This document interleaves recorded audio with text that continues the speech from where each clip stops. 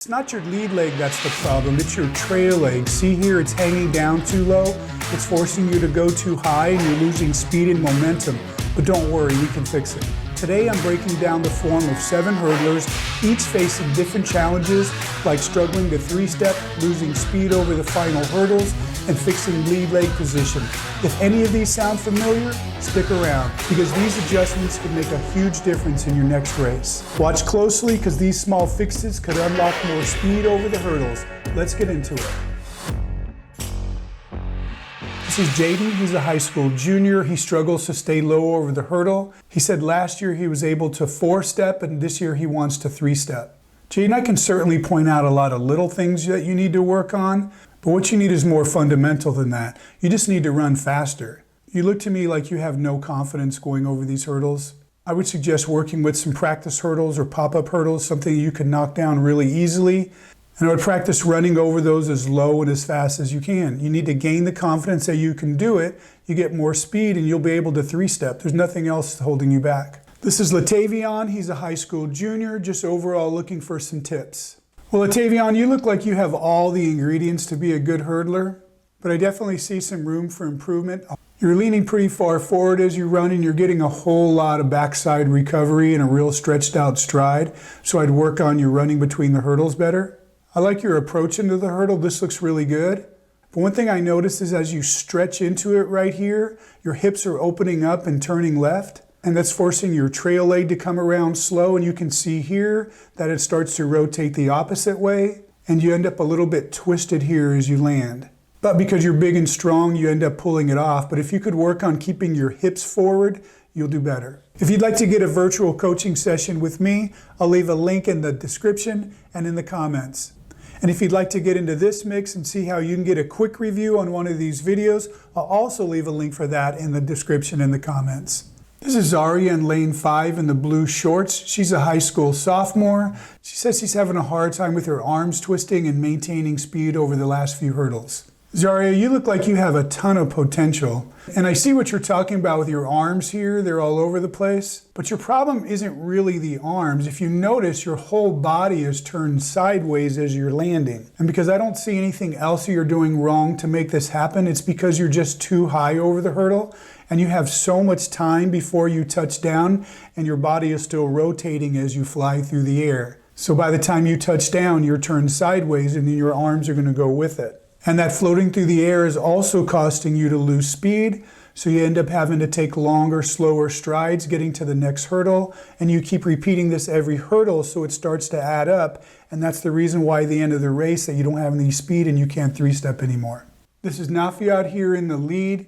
He's a second-year hurdler, says he's having a hard time maintaining his 3-stepping after about the 6th or 7th hurdle. And sometimes it's not just one thing, but it's lots of little things, so let's see what we can find out.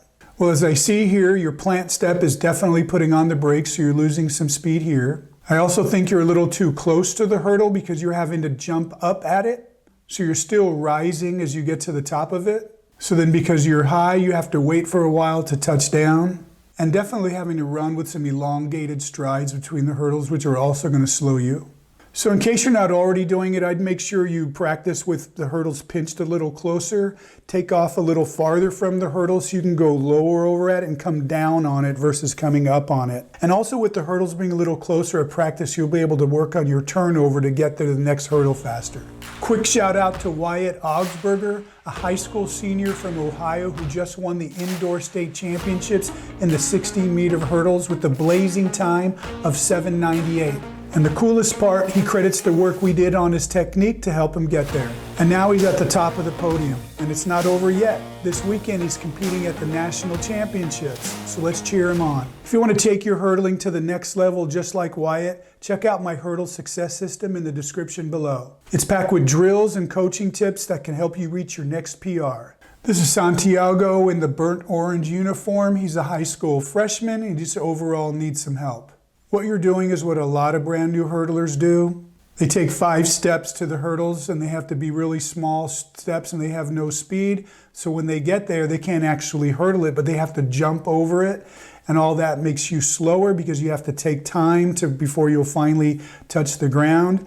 And since you never have any speed, it just makes it that much harder to get to the next hurdle. So you need to learn two things. One is to learn how to run between the hurdles properly, and the other is to learn how to go over the hurdle properly. For the first part, I recommend using low hurdles and learning how to run over those fast and get a good rhythm. You can also use a training hurdle, learn how to go over it. And when both of those get pretty good, then you bring it together and then you can run over hurdles and you'll do a lot better. That's basically what I describe in my Hurdling 101. I'm going to go ahead and send you a copy of that because that'll really help you a lot. If you'd like to see how I can help you with your hurdling, go to acemethodcoaching.com. This is Jett in the light blue shorts. He's a high school senior. He's been hurdling for 4 years and he says he needs help with his lead leg. Jett, the overall movement of your lead leg is okay. I do see on this first hurdle that you're jumping up on it too high, and you're also holding your trail leg down too low, so that might be part of the reason. And you're also landing pretty far away on the other side. So you might be just a little close on this first hurdle, and you can see that your heel has plenty of room here. I'm more concerned with the fact that your trail leg hangs low here. If you were to go any lower, you'd hit it with that. So just as with Felix's video, you need to get your trail leg out higher so you can go lower. I'd also suggest getting up taller as you run between the hurdles. You'll be able to get more speed.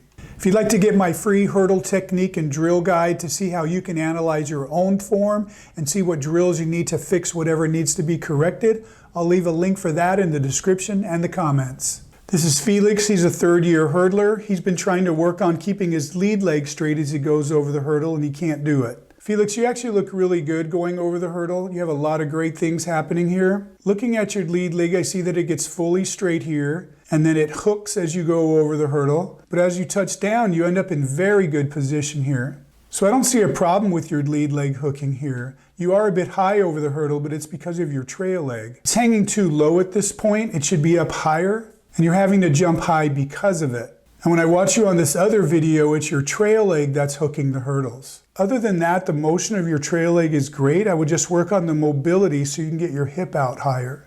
That's it. I hope you liked it. Remember to vote for the person that you want to see get a free virtual coaching session. In the comments, just leave their name or their number. Until next time, Coach Ace out.